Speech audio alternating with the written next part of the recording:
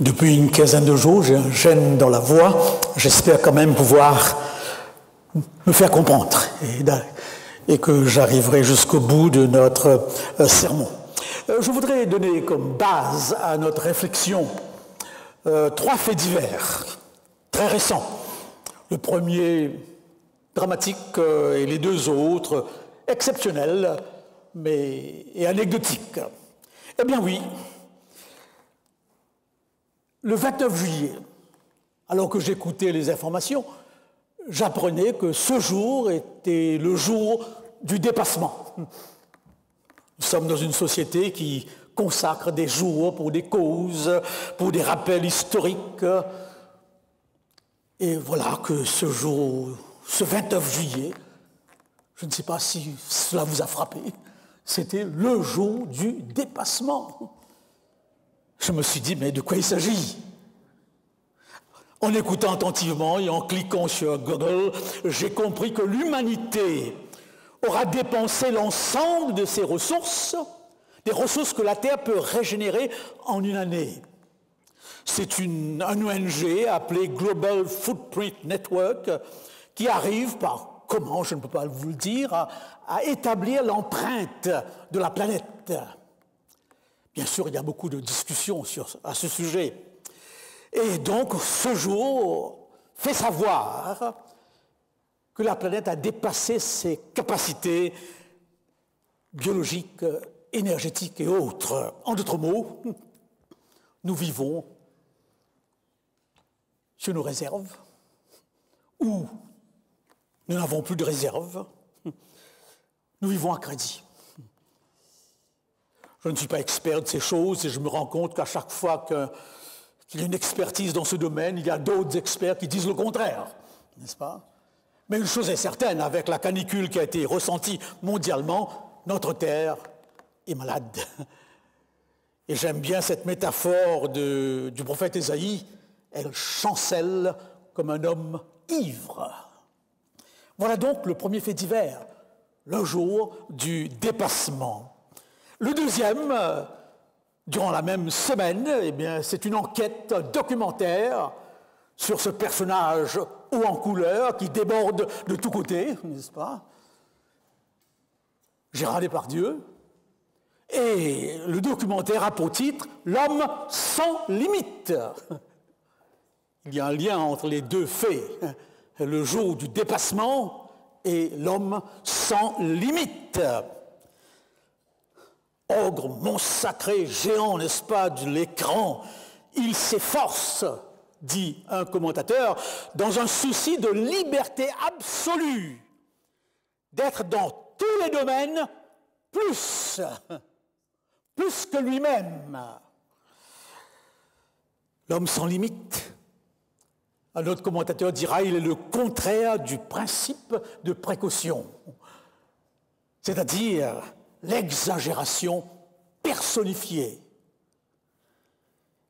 Et bien sûr, le troisième, vous l'avez vu et revu, quelque chose d'impressionnant, Frankie Zapata, l'homme volant, l'oiseau, qui en l'espace, qui a parcouru ses 35 km de Calais à Douvres, à une vitesse de 140 km à l'heure, et qui fait rêver.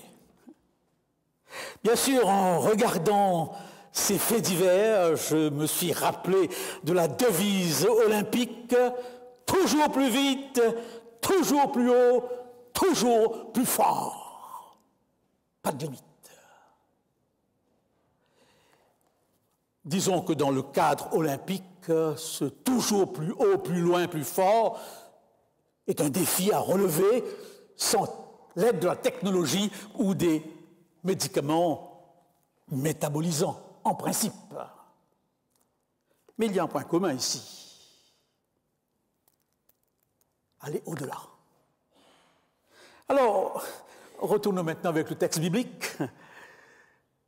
C'est de ça qu'il est question. Et là, dans Exode 19, nous avons un récit qui est un tournant dans l'histoire de la foi révélée à Israël. Moïse est sur la montagne, Moïse est dans un tête-à-tête avec Dieu, Et Dieu lui dit, je vais descendre. Dans 3 jours, je descends. Le peuple est au bas de la montagne.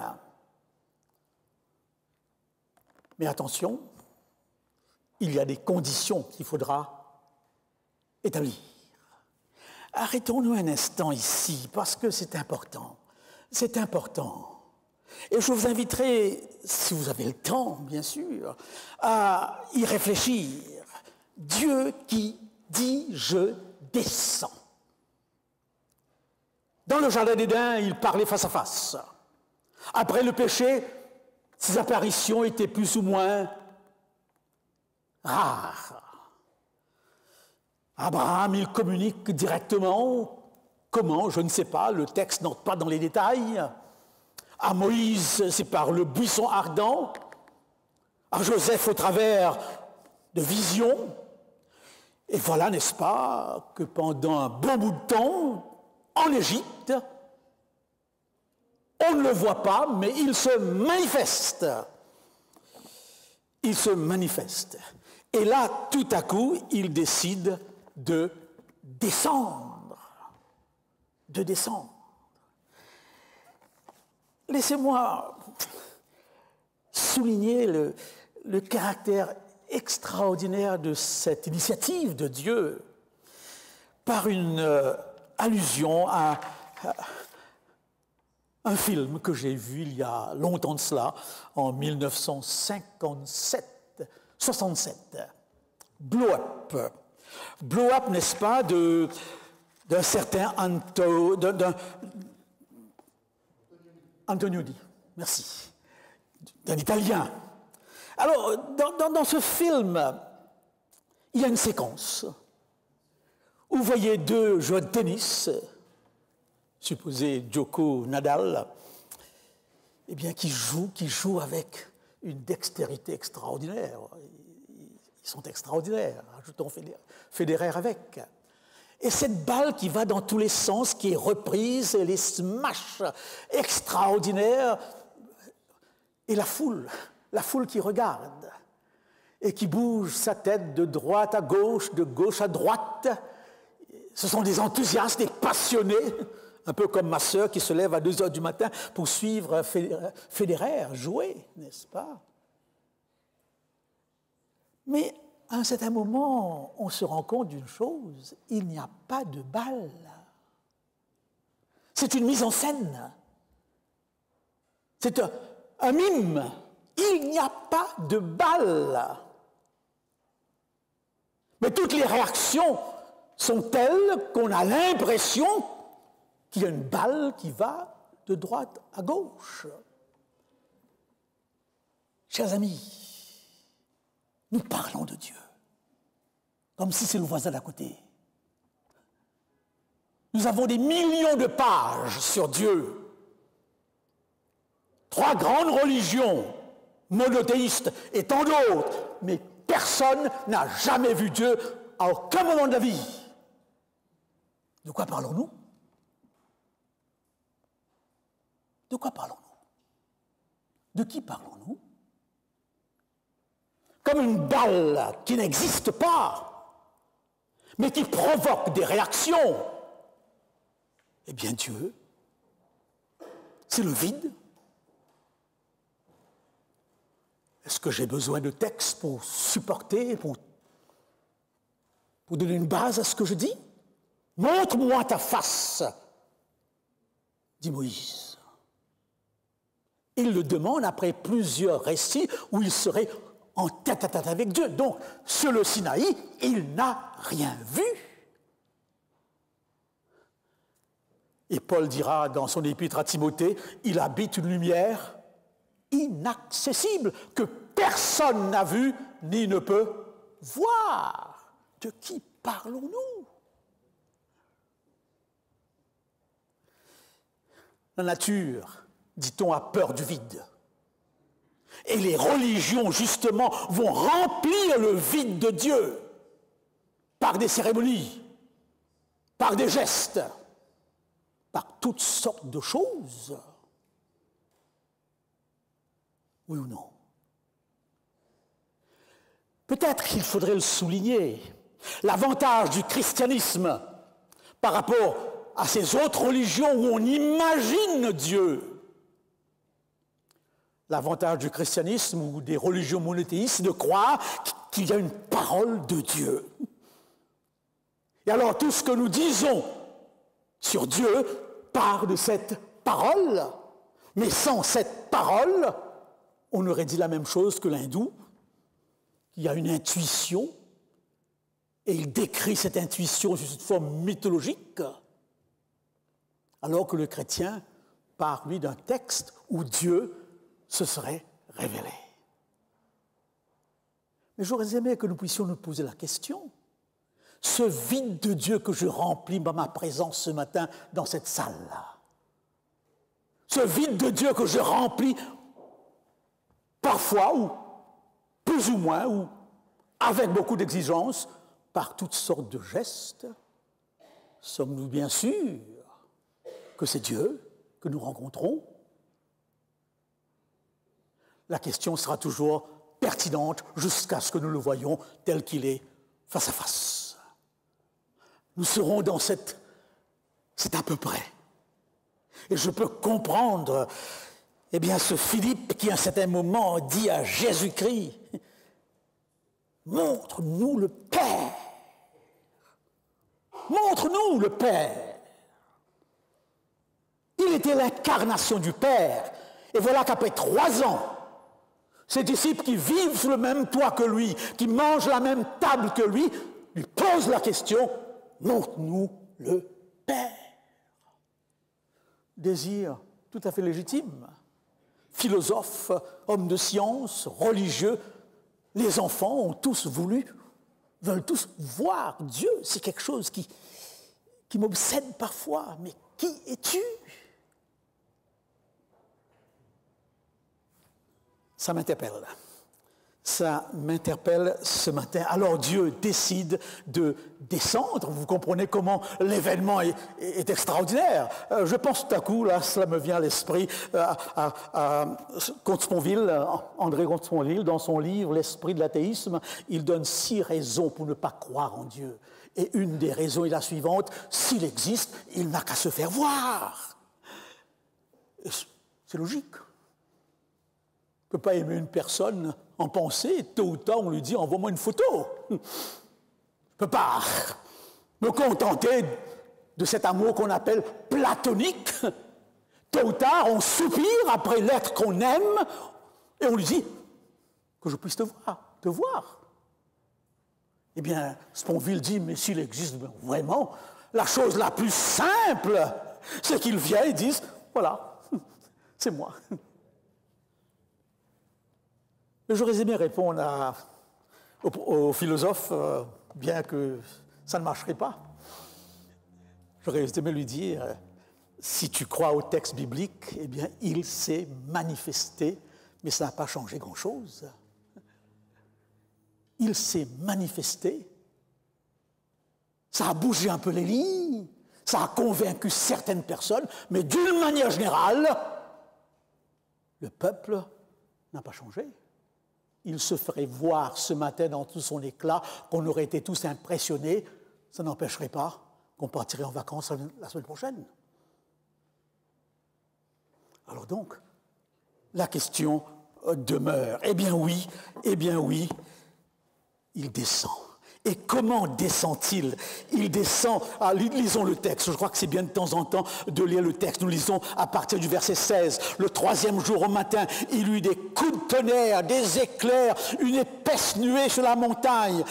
Le son de la trompette retentit fortement et tout le peuple qui était dans le camp fut saisi d'épouvante. Moïse fit sortir le peuple du camp à la rencontre de Dieu et ils se placèrent au bas de la montagne. Le mont Sinaï était tout en fumée. N'est-ce pas? Cette fumée s'élevait comme la fumée d'une fournaise ardente. Et Paul reprendra dans l'Épître aux Hébreux cet événement. Et il dira aux chrétiens qui vivent après l'événement, n'oubliez pas, notre Dieu est toujours un feu dévorant. Ce n'est pas un copain.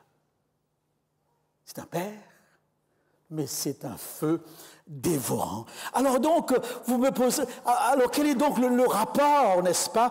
Quel est donc le rapport avec mes 3 faits divers? Jour du dépassement, l'homme sans limite. Eh bien, Dieu descend et il pose une condition. Pourquoi descend-il? Je crois que c'est important de le souligner. Je lis à partir du verset 6, « Vous serez pour moi un royaume de serviteurs, une nation sainte. Vous m'appartiendrez. » Il y a un contrat d'alliance qui va se faire entre Dieu et le peuple, et des 2 éléments de l'alliance, l'appartenance, et ensuite la sainteté.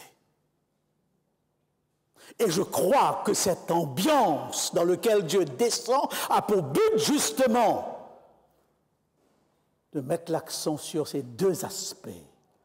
L'obéissance aux lois de l'Alliance dans l'objectif de l'appartenance. Et l'obéissance dans l'objectif de la sainteté.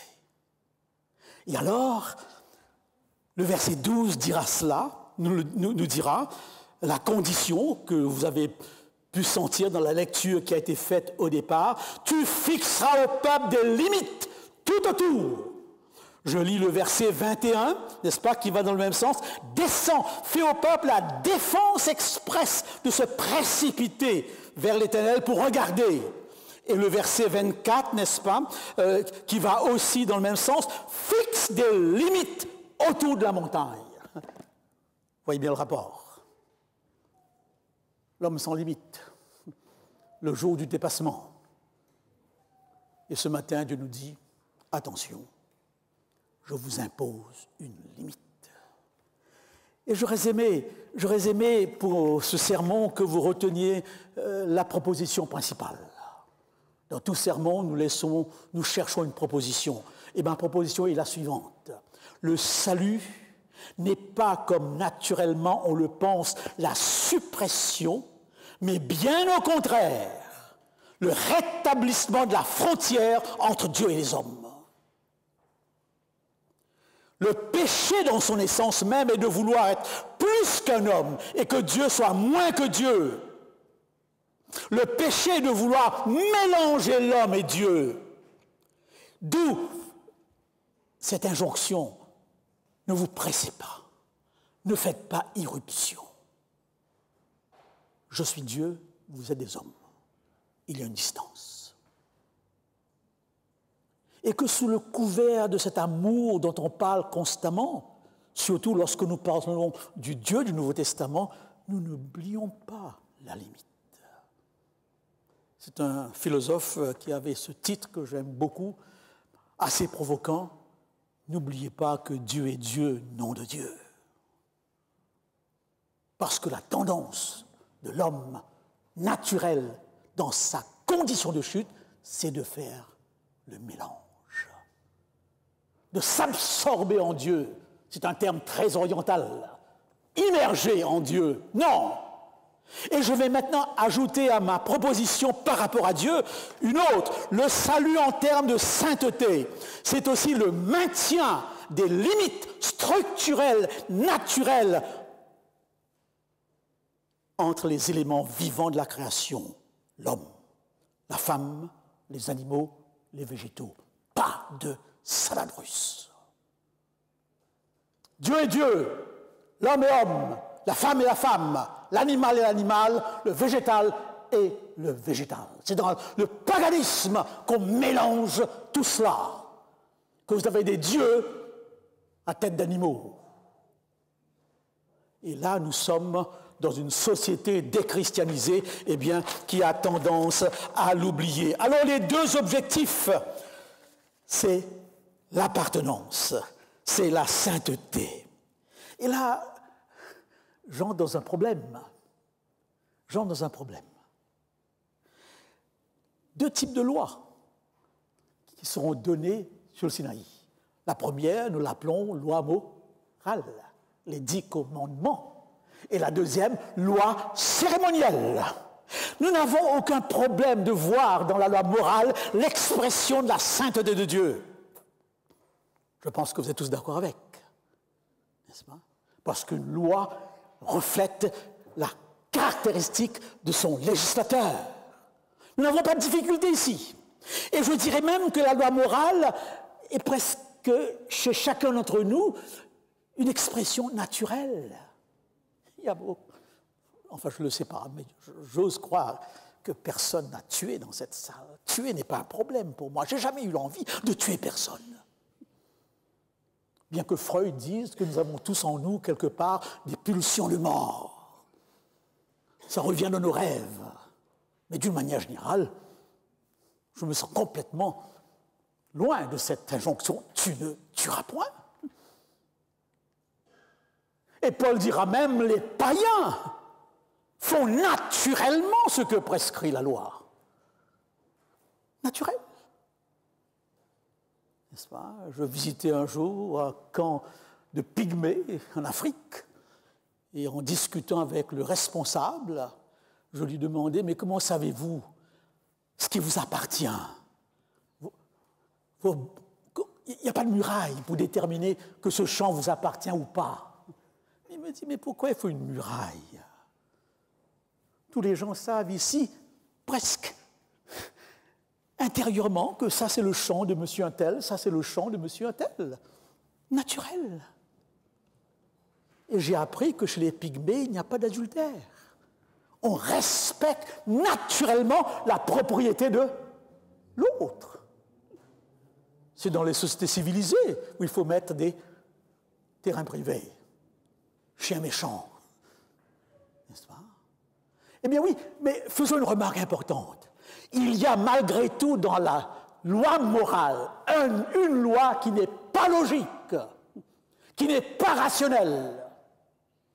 Et c'est pourquoi cette loi commence par « souviens-toi ». Puisque ce n'est pas rationnel, ce n'est pas logique, Dieu nous demande « souviens-toi ». Que l'être humain soit porté à l'adoration, c'est un fait. Que l'être humain sente le besoin de louer Dieu, c'est une réalité. Mais que l'être humain soit porté à l'adorer en un jour particulier n'a aucune rationalité. Pourquoi le sabbat? D'ailleurs, c'est l'argument qu'on emploie. Les musulmans le vendredi, les chrétiens l'ont transféré au dimanche. Pourquoi un jour? Ça, c'est le côté irrationnel qui nous rappelle la sainteté de Dieu, la limite que Dieu pose. C'est moi qui détermine ce jour.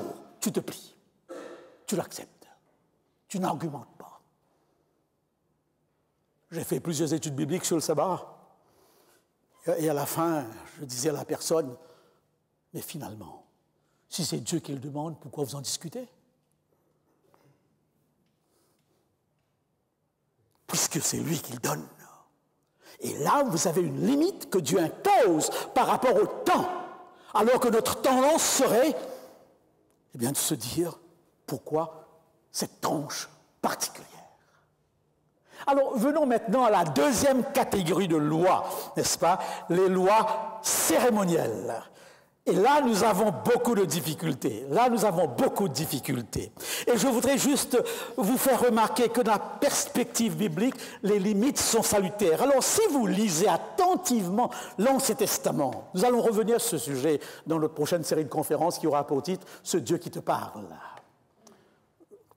Si vous lisez attentivement l'Ancien Testament, vous verrez que toutes ces lois cérémonielles que nous ne comprenons pas ont une raison. Et la même raison. Les deux lois ont le même objectif. Faisons un petit tour d'horizon, si vous voulez bien, de l'interprétation des lois cérémonielles. Vous avez une préméditation que j'appellerais nihiliste. C'est bidon. C'est ridicule, c'est absurde, c'est nul. C'est quoi cette affaire? Ne pas mettre un vêtement de deux couleurs différentes, de deux substances différentes, c'est quoi ça encore? Ne pas manger un poisson sans écailles, avec écailles ou sans... Ridicule. Interprétation nihiliste. Pour un peuple primitif, n'est-ce pas? Deuxième interprétation, agnostique. Oh, avec Dieu, on ne comprend rien. Et toutes ces lois, on ne comprend pas pourquoi il les a données. Parfois, nous avons ce type de réaction, n'est-ce pas? Et nous passons très vite sur ces lois. Troisième interprétation, paranoïaque. Un Dieu qui est là justement pour provoquer chez nous le sentiment de culpabilité. N'est-ce pas? Et d'ailleurs, parfois, on utilise cet argument pour titiller. N'est-ce pas? Mais je passe très vite. Quatrième, raciste, pour faire du peuple juif le peuple juif, un peuple qu'on distingue par rapport à ses lois, la kippa et les 613 autres. Et je pense que les juifs, le judaïsme, s'identifient à cela. Je demandais un jour à un rabbin, explique-moi ta conception de Dieu. Il me dit, car chez nous, Dieu ne peut pas le savoir. Il est trop loin. Ce qui est important, c'est la Torah. C'est la Torah. Ça, ce qui est important. Mais Dieu, qui est-il? Donc, la loi était là pour délimiter un peuple, pour distinguer un peuple. Autre hygiénisme, là, on le rencontre chez nous. Pour la santé, pour l'hygiène, pour le bien vivre. Je pourrais ajouter aussi l'argument moral, afin d'établir une sorte de digue, empêchant notre cœur naturel de s'exprimer. Argument moraliste, toutes ces explications ne tiennent pas la route, ce ne sont pas les explications bibliques. Alors, quelle est donc l'explication biblique? Je lis dans Lévitique, chapitre 19 et le verset 1. Parle à toute la communauté des enfants d'Israël. Dis-leur, soyez saints, car je suis saint. Et si je prends le Lévitique 20 et les versets 24 à 26, Lévitique 20, versets 24 à 26, et il me semble retrouver la même orientation, 20 versets 24 à 26, n'est-ce pas? Oui, vous ne suivrez pas les usages des nations que je vais chasser devant vous, car elles ont fait des choses abominables. Je vous ai dit, c'est vous qui posséderez le pays, etc. Vous êtes séparés des autres peuples, et un peu plus loin, au verset 26, vous serez saints. Voilà donc la seule raison biblique de l'alliance des deux lois. La première comme la seconde. Alors ça me pose des problèmes. En quoi manger un morceau de porc et ne pas manger me rend sain? En quoi porter un vêtement de coton et de polyester, de deux substances différentes, rend sain? Toutes ces lois qui tournent autour de l'alimentation, qui tournent autour, n'est-ce pas, des vêtements, qui tournent autour des rapports de l'homme et de la femme, qui tournent autour de la conduite dans le sanctuaire, contiennent de tels éléments. Et soyons clairs, nous passons très vite là-dessus. La raison que Dieu donne pour les deux lois, pour que vous soyez saints. Et je vous cite de mémoire un exemple clair. Honore ton père et ta mère afin que tes jours se prolongent dans le pays que l'Éternel, ton Dieu, te donne. Deutéronome 22. Et vous lisez un peu plus loin, la même chose est dite, si tu vois un nid avec des oiseaux, des oisillons, tu ne dois pas prendre ces oisillons. Et la raison est donnée afin que tes jours se prolongent dans le pays que l'Éternel, ton Dieu, te donne. Quel rapport? Donc les deux lois morales et cérémonielles ont un objectif, que tu sois heureux et que tes jours se prolongent. Il n'y a même pas une perspective de vie éternelle. Il n'y a même pas une perspective de vie éternelle. Non, c'est une sainteté pour le quotidien. Mais comment? Quel est donc le principe fondamental? C'est la question qui se pose. Vous serez saints comme je suis saint. Eh bien, je voudrais juste que nous puissions comprendre ce matin quelque chose d'important. Lisez attentivement. Vous savez, le récit de la Genèse n'est pas un récit pour nous renseigner, c'est un récit pour nous enseigner. Et si vous prenez ce récit et que vous le lisez attentivement, vous verrez qu'il y a un mot qui revient, c'est le mot « séparé ». Il y eut un soir, il y eut un matin. Il y a eu la nuit, le jour, les animaux selon leur espèce, l'homme et la femme. Le mot clé de la création, c'est le mot séparé. cassure, coupure. Avant la création, c'est le tohu-bohu, c'est-à-dire elle est informe, elle est vide. C'est une masse désordonnée. Et Dieu vient mettre de l'ordre dans sa création. Il vient séparer les éléments. Et l'ordre est donné, pas de mélange. Pas de mélange. Nous touchons là un élément extrêmement important, n'est-ce pas? Extrêmement important. Alors donc, je voudrais vous lire ce petit commentaire, n'est-ce pas, de la Genèse. Quel est le sens de la sainteté?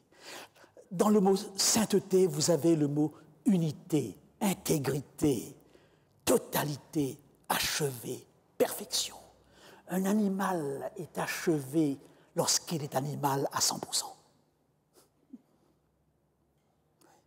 Nous aimons les animaux que nous avons domestiqués, qui ne sont plus des animaux, ce sont des humains à moitié. Un bon toutou, c'est un toutou qui n'est plus un toutou. Voyez-vous ? Un animal, dans l'ordre de la création, est un animal. De même pour l'homme, de même pour la femme, de même pour les végétaux. Dans le concept de sainteté, vous avez ce concept d'intégralité. Un homme achevé est un homme à plein temps, un homme à 100%. Psychologiquement, psychiatriquement, il n'y a pas de trace de féminité chez lui. Ça bouleverse un peu les conceptions.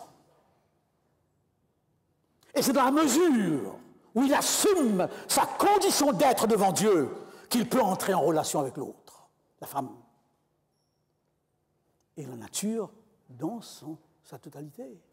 Alors donc, Dieu prend ce peuple d'Israël, peuple enfant, peuple marqué par 450 ans de paganisme, un peuple sauvage, comme dira un prophète, un buisson arraché, où la conscience est oblitérée, le sens du bien et du mal n'existe pas.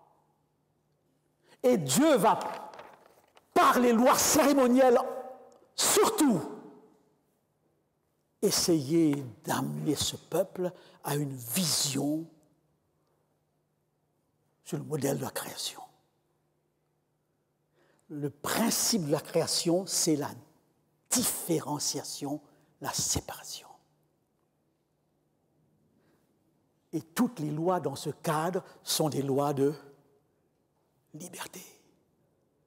Sont des lois de liberté. Alors, dans l'esprit biblique, être saint, devenir saint, accomplissant les commandements signifie, par conséquent, se distinguer soigneusement des différentes catégories de la création, animale, végétale, homme, mâle et femelle. Être saint, c'est pouvoir être capable d'ordre, de discrimination, de hiérarchie, afin d'empêcher le chaos, la confusion, en bannissant tout ce qui serait confus, mélangé, hybride, non distinct, impur. N'est-ce pas? En hébreu, le mot impur signifie confusion, mélange. Être pur, c'est être sans alliage. Voiture hybride, pas de problème. Électricité, essence, pas de problème.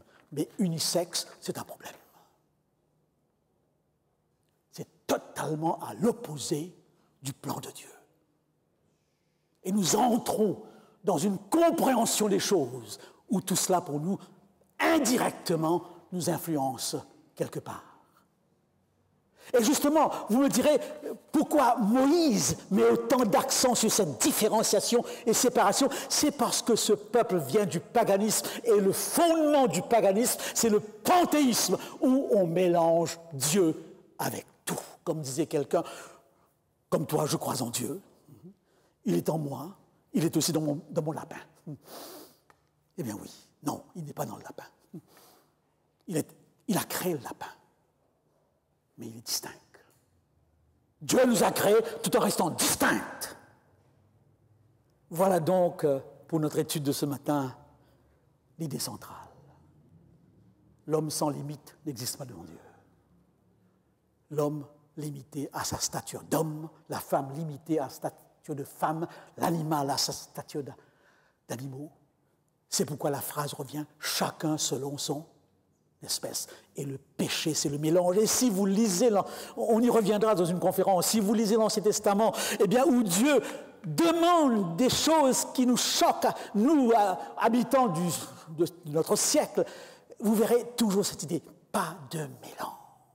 Il y a un temps de l'impureté pour la femme qui n'a rien à voir avec l'hygiène ici, qui a une connotation par rapport à cela. Il y a un temps pour tout. N'est-ce pas? Par rapport à ce que vous mangez et tout, l'idée que Dieu veut faire passer à ce peuple, vous m'appartiendrez, vous serez saints dans la mesure où vous commanderez qui je suis et ce que vous êtes dans l'ordre de la création. N'est-ce pas? Je ne pense pas, eh bien, et je crois que c'est la chose la plus, une chose importante. Et je ne suis pas psychiatre, je ne suis pas psychologue, ne vous en faites pas. Parfois, lorsque je lis quelque chose, je demande à mon fils ce qu'il est. Et un psychiatre démontre que ce principe de la création, de différenciation et de séparation est constitutif de l'être humain. À tous les moments de son développement, l'homme prend des distances. À un moment, l'enfant ne se distingue pas de sa mère. Il ne se distingue pas de son père. C'est une masse informe. C'est un peu la création avant que la parole sépare. Et il faudra du temps pour qu'un jour il se rende compte qu'il n'est pas son père, qu'il n'est pas sa mère, qu'il n'est pas son ours. Il prend du temps. Et déjà là, vous avez ce processus qui va le pousser à la maturité de distinction et de différenciation. Et tous les psychiatres, tous les psychologues vous diront, si pendant l'enfance, dans le cadre culturel ou dans le cadre des déviations éducatives, ces limites ne sont pas respectées, alors on peut se préparer à des déviations. C'est pour cette raison que cette branche de la connaissance ramène tout à l'enfance, parce que c'est là que se joue la distinction identitaire et qui facilitera l'altérité. Eh bien oui, apport. Alors pour terminer, je vais terminer par un constat. Par un constat. À partir de 2 livres que j'ai lus avec beaucoup d'intérêt. Le premier, La tentation de l'homme-dieu, n'est-ce pas, de Bertrand Vergely. Et pour résumer son argumentation, il dira tout simplement la tentation de l'homme-dieu. C'est la tentation de notre siècle où Dieu est exclu. C'est tout simplement d'effacer toutes les limites entre les différents aspects de la création. Toutes les limites. C'est pas compliqué à comprendre. Et le deuxième livre que je voulais prendre avec moi pour vous lire un passage, mais je l'ai oublié, n'est-ce pas? La philosophie devenue folle. L'auteur ici, avec virulence, s'attaque à tous ces philosophes qui lancent ces idées qu'il n'y a plus de masculin, il n'y a plus de féminin, il n'y a plus de genre, n'est-ce pas? Que même l'animal doit être respecté comme un humain. Je n'entre pas dans les détails. Et il dit que finalement, le problème de notre société, c'est de vouloir à tout prix effacer toutes les limites. Une société où il n'y a plus de distinction. Voilà le péché à son point le plus haut. Et là, si nous voulons parler de signe des temps, nous sommes devant un signe des temps. Et tous ces philosophes se posent la question, quel type de société dans 50 ans? Où les enfants ne savent même pas qui sont leurs parents, n'est-ce pas? Où l'arbre généalogique n'a plus d'importance. En d'autres mots, la vie se déroule sans un sentiment de continuité, puisqu'on a été créé dans un laboratoire, à partir, eh bien, du sperme de quelqu'un qu'on ne connaît pas. La loi essaye de trouver des solutions à cela, parce qu'on se rend compte qu'on a besoin de savoir quelles sont nos racines. Et nous aurons des gens qui ne pourront jamais dire d'où viennent-ils. Une société égalitaire à tous les niveaux. Et ces hommes qui réfléchissent disent nous ne pouvons pas encore mesurer les conséquences. Il faut 50, 60 ans parfois pour mesurer les conséquences d'une décision qui touche l'être humain dans sa génétique, dans sa biologie, dans ce qu'il est. Ils préfèrent ne pas y penser. Par rapport à l'écologie, nous savons déjà où nous allons. Et par rapport à cette nouvelle situation. Voilà donc le premier constat. L'apôtre Paul dit, sache que dans les derniers temps, les hommes seront sans loi. C'est-à-dire, ils ne vont pas s'imposer aucune limite. Je pourrais même ajouter dans 50 ans des hommes robots où la machine et l'être humain constituent un tout. Quel type de société? J'essaie de m'imaginer en train de m'adresser à vous. Vous êtes moitié machine, moitié humain. Qu'est-ce que je dis, chers frères et sœurs? Ou androïdes? C'est difficile. Les films mettent parfois en évidence ce genre de choses. Eh bien oui, voilà un premier constat. Mais mon deuxième constat, eh bien le deuxième constat, c'est une question. Une question que je vous laisse, n'est-ce pas? Une question que je vous laisse. Pour moi, elle est importante, mais qu'en est-il pour vous? Je ne sais pas, mais à vous de voir. Laissez-moi l'illustrer. Dans l'alliance conjugale, vous vous imposez des limites, oui ou non? Il n'y a aucun foyer qui peut fonctionner comme il le faut si le mari et la femme ne s'imposent pas des limites, si les enfants ne s'imposent pas des limites par rapport aux parents. Au cas contraire, c'est le chaos. Vous vous imposez des limites, on s'impose des limites dans le cadre conjugal. Et ces limites qu'on s'impose sont naturelles. Sont naturelles. Si on sent que c'est un poids qu'on porte, alors là, il faudrait revoir les choses. Est-ce que j'ai raison de le dire? C'est naturel, je suis marié. Limite naturelle. Qu'en est-il de Dieu? Est-ce qu'il y a dans l'expression de ma foi des limites qui sont devenues tellement naturelles chez moi que ces limites par rapport à Dieu s'imposent sans que je ressente un sentiment de frustration? Je vais prendre un exemple et nous terminons. Depuis 2 ans, j'ai suivi un cours sur les religions à Sciences Po et nous avons organisé ensuite une association. Tous sont des pasteurs, des imams, des curés, n'est-ce pas, des rabbins. Et nous faisons de temps en temps un voyage interreligieux pour découvrir. J'ai été au Maroc, découvrir les mosquées qui datent de je ne sais quand. J'ai été en Israël. Je n'ai pas été au Vatican, où j'aurais eu l'occasion de saluer le pape, mais ça aurait pu poser problème, n'est-ce pas, parce que c'est dans les journaux après, n'est-ce pas? Bref, passons. Et j'ai été frappé, parce que voilà ce qui m'a frappé. Peut-être vous direz, ça n'a pas de sens. À chaque fois que le responsable d'une excursion nous présentait les activités du jour, il ajoutait « Ahmed, t'inquiète pas, on a prévu un endroit où tu pourras te recueillir pour ta prière. Tu pourras, sans problème. » Je dis, oh là là. Et au rabbin, t'inquiète pas, nous allons là, on passera la nuit, il y a une synagogue pas trop loin.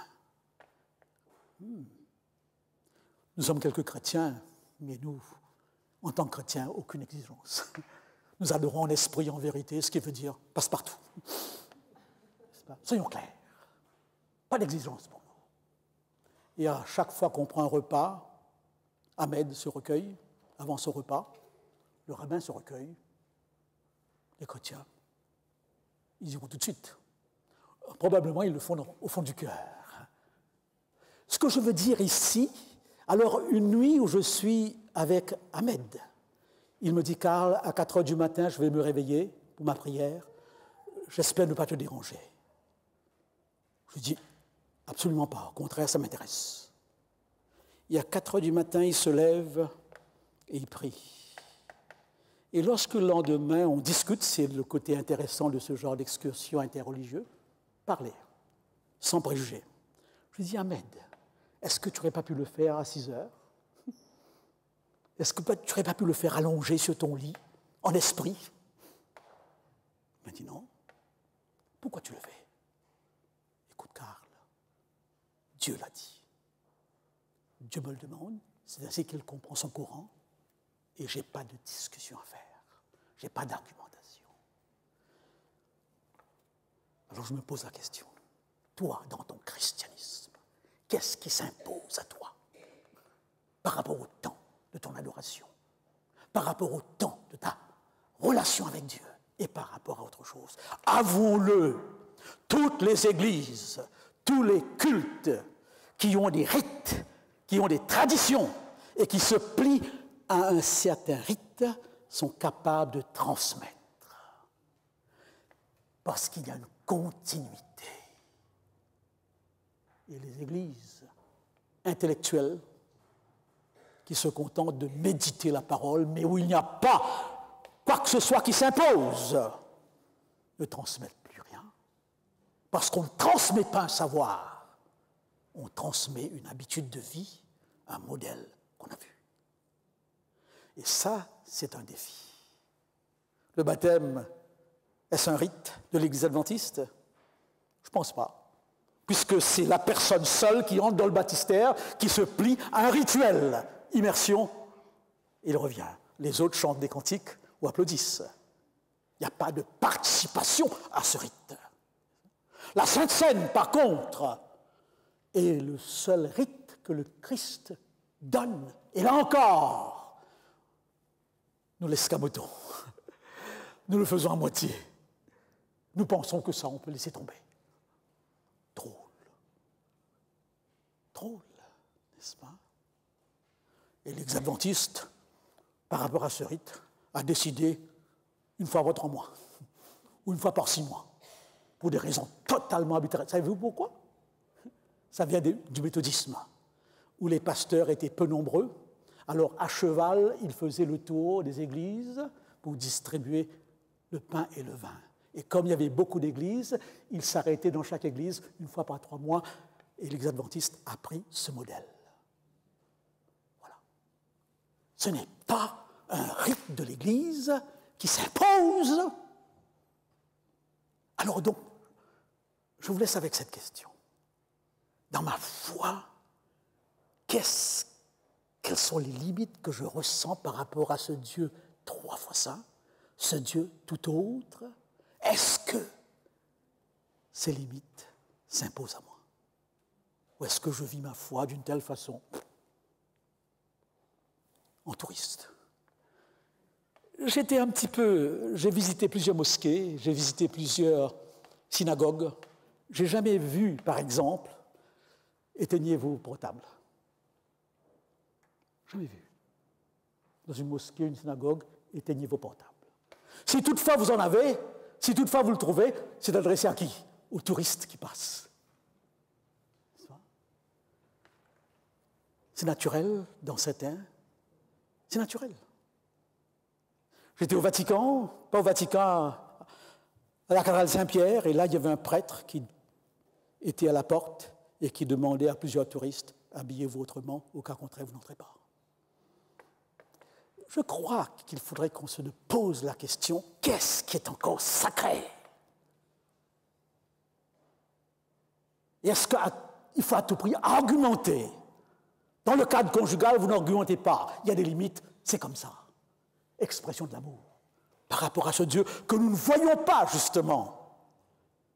N'est-ce pas? Hier, j'étais un peu frappé, parce que nous sommes en France, et ça discute toujours. Aussitôt qu'une loi passe, vous avez d'autres qui sont là pour casser cette loi. Et j'étais un peu étonné lorsque j'ai appris, en écoutant les informations, que vous avez 400 balnéaires à Cachan-Parmy, où vous avez un panneau qui demande aux gens de ne pas entrer dans un shopping center torse nu, ou en bikini, ou en maillot de bain. Je pense que ça m'a frappé. Et je me suis dit, ça va créer un tollé en France. Liberté, liberté de mon corps, de ma vie privée, de ce que je veux. Et avec étonnement, il y a eu une sorte de radio-trottoir pour demander aux gens ce qu'ils en pensent, parce que la loi française ne sanctionne pas cela. mais personne ne semble rouspéter, ce qui m'a beaucoup étonné. Et lorsqu'on a demandé aux gens, qu'est-ce que vous en pensez de cette loi? Tous ces gens qui étaient là, en tourisme, ont dit, c'est normal, ma maison et le shopping center, ce n'est pas la même chose. La plage et le shopping center, c'est la même chose. Il y a quand même un minimum de dignité, un minimum de pudeur. On n'a pas besoin, ici, eh bien, même d'une loi, on devrait le sentir. Est-on encore capable, dans cette société complètement sans limite, de ressentir? La pudeur ne s'explique pas. Le sacré ne s'explique pas. On n'argumente pas sur le sacré. On le ressent. On le ressent. Voilà donc ma réflexion sur fixe des limites. Fixe des limites. Je me souviens toujours de mon fils et de mes deux autres enfants à table en train de discuter. Je suis dans la chambre à côté. Ils discutent sur, bien sûr, des choses que j'ai imposées en tant que papa et avec ma femme. Et alors là, ça discute fort. Et le petit dernier qui dit « Attention, papa a dit ». C'est le silence.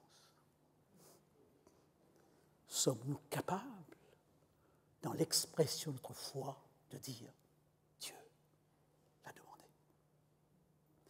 Chesterton, journaliste britannique, conversion extraordinaire, n'est-ce pas? Eh bien, a dit ceci. Avant d'enlever une barrière, il faudrait se poser la question, pourquoi est-ce qu'on l'avait mis là avant? Enlever toutes les limites. Pourquoi Dieu demande des limites? C'est une question capitale. Et je terminerai, si vous le voulez bien, j'espère ne pas vous choquer, parce qu'avec ma fille, nous préparons un concert sur Dieu, n'est-ce pas, dans la chanson française. Et il y a une chanson qui m'étonne, c'est une chanson de Gilbert Bécaud. Et à chaque fois qu'il y a un sondage sur les plus belles chansons françaises, c'est cette chanson qui vient en premier. Et cette chanson a pour titre « Je t'appartiens ». Et le texte que nous avons lu est clair. « Fixe des limites, vous êtes un peuple qui m'appartenait. Obéissance motivée uniquement par le sentiment d'appartenance. » Je voudrais lire cette chanson et vous comprendrez tout ce que ça signifie. Vous m'appartenez. Eh bien oui, comme l'argile, l'insecte fragile, l'esclave docile, je t'appartiens. De tout mon être, tu es le seul maître. Je dois me soumettre, je t'appartiens. Si tu condamnes, jetant mon âme au creux des flammes, je n'y peux rien. Si tu condamnes, si tu me damnes, voici mon âme, voici mes mains, avec les peines, l'amour et la haine, coulant dans mes veines, je t'appartiens. Que puis-je faire pour te satisfaire, patron de la terre, sur mon chemin? Comme les anges, chanter tes louanges, mais je ne suis pas un ange, tu le sais bien. Je ne suis qu'un homme, rien qu'un pauvre homme. Je t'aime bien. Parfois je pense que dans ton immense palais de silence, on doit être bien. J'ai un petit peu l'impression que si ce chant revient dans tous les sondages comme un des meilleurs, c'est que les gens n'ont pas compris qu'il n'est pas question ici de sa femme, ni de son bien-aimé, il est question de Dieu. Et je me demande toujours comment dans une société sécularisée, on choisit parmi les meilleures chansons une chanson où on dit à Dieu « Je t'appartiens ». Peut-être que dans le subconscient, il y a encore un reste de sacré quelque part.